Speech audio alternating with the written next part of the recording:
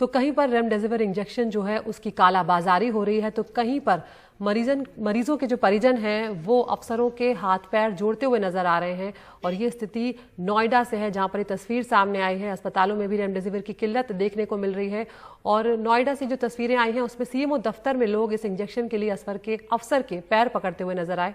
और ये हालत तब है जब नोएडा के प्रशासन का दावा है कि रेमडेसिविर इंजेक्शन की कमी नहीं है।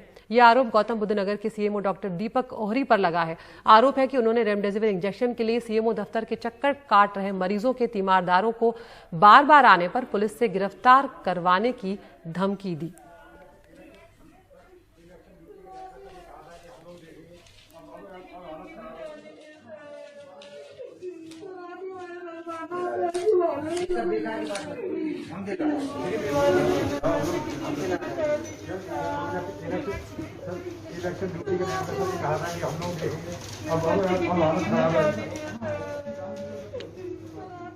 सेमो क्या कह रहे हैं आप लोग, किस लिए आए हैं?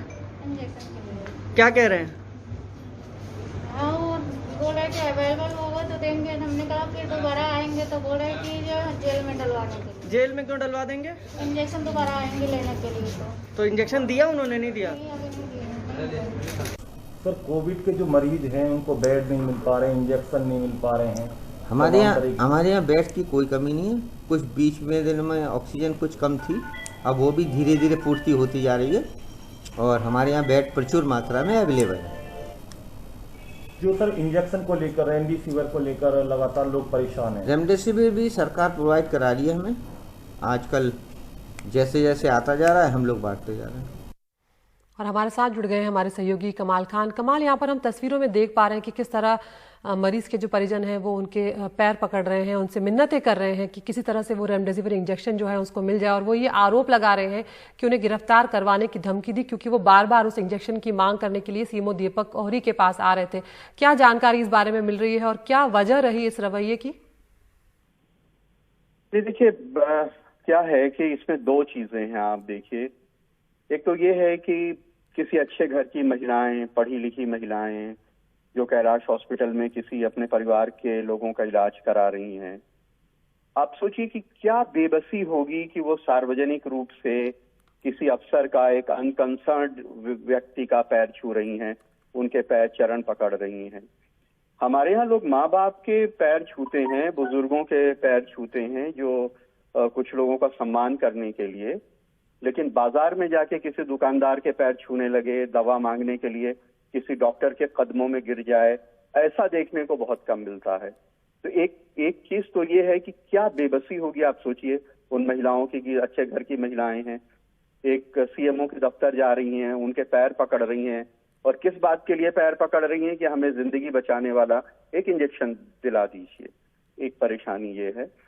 दूसरी, सीएमओ परेशान होंगे, इरिटेटेड होंगे, क्योंकि बहुत तरह का वर्क प्रेशर उनके ऊपर अचानक इतना आ गया होगा जितना इसके पहले कभी नहीं हुआ होगा। लेकिन हम ये उम्मीद करते हैं कि एक ऐसे वक्त में जब चारों तरफ मौतें हो रही हैं, और हमें नहीं लगता कि सीएमओ साहब के दोस्त, रिश्तेदार, जानने वाले ऐसे नहीं होंगे जो इसमें कोविड का शिकार नहीं हो गए होंगे, क्योंकि हम किसी ऐसे शख्स से नहीं मिले जो ये कहे कि उसका किसी जानने वाला कोविड का शिकार नहीं हुआ है।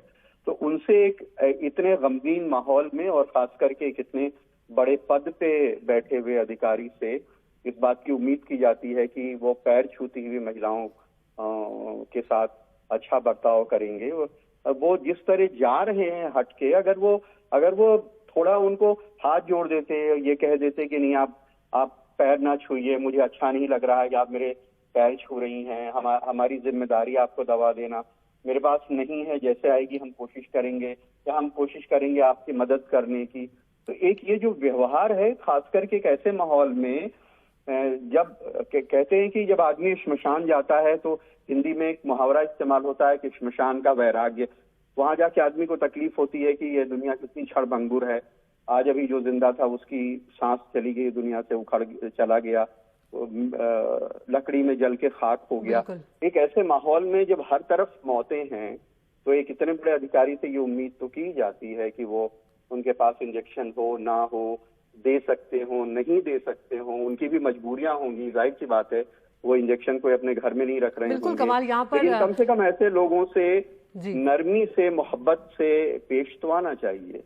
बिल्कुल, ये तो हम सब जानते हैं कि इस इंजेक्शन की किल्लत किस कदर हम सभी लोग देख रहे हैं। अपने आसपास के लोग जब इस इंजेक्शन के लिए दर दर भटक रहे हैं और जब दम तोड़ते मरीजों के परिजन इस तरह से किसी अधिकारी के पास आते हैं जिनके पास थोड़ा पावर होता है, कम से कम वो संवेदनशीलता तो दिखा ही सकते हैं, बाकी कुछ हो ना हो। लेकिन यहाँ पर सीएमओ दीपक ओहरी जो हैं वो नरम तो नहीं पड़े और उल्टा उन्होंने गिरफ्तार करवाने जैसी बात कह डाली। और उस वक्त जब परिजन उनके रो रहे हैं, बिलख रहे हैं और सिर्फ इसलिए कि उन्हें एक ऑक्सीजन चाहिए अपने मरीज की जान बचाने के लिए। अब इस मामले में इंसानियत सिर्फ अपनी जवाब देती है और कोई बनता नहीं है, शब्द नहीं होते हैं बोलने के लिए।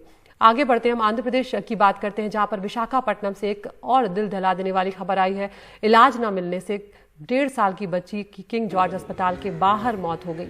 बीमार बच्चे को लेकर परिजन अस्पताल के बाहर इलाज के लिए 1.5 घंटे तक मिन्नतें करते रहे, लेकिन अस्पताल ने भर्ती करने से इनकार कर दिया और आखिरकार मासूम जिंदगी की जंग हार गया। एक वीडियो भी वायरल हो रहा है जिसमें बच्चे का पिता अपनी संतान को बचाने के लिए ऑक्सीजन देता हुआ नजर आ रहा है। लेकिन इससे ज्यादा लाचारी और बेचारगी क्या हो सकती है कि इस वक्त हम किसी की भी मदद नहीं कर पा रहे हैं। इतनी ज्यादा लाचारी महसूस हो रही है और जब इस तरह से हमारे सामने या किसी अपने की जान निकल जाती है, ये बहुत परेशान करती है।